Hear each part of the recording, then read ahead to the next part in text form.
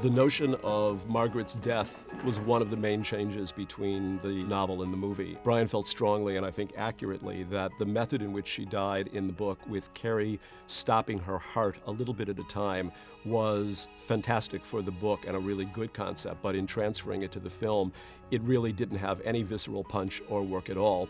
I was out to dinner one night with Marty Scorsese at Musso and Frank's in Hollywood, and Brian came in, stopped at the table, and said, "I have a great idea about Margaret's death. All the kitchen instruments are going to impale her."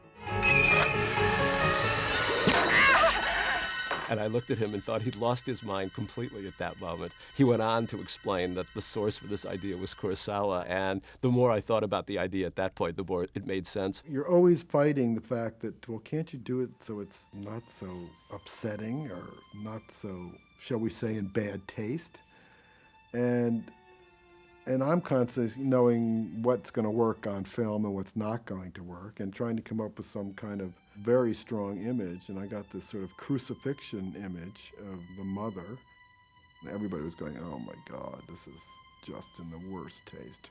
It's supposed to be horrible. We're supposed to come up with the most terrifying image that you can, and that's what I did.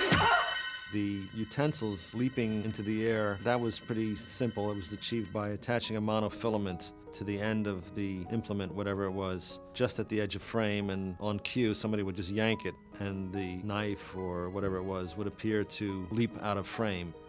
Then the next element was to get the object flying through the air, and again what the special effects people did was to rig a monofilament which was not visible to the camera, and they would slide the object along this through frame so that they didn't have to throw it accurately.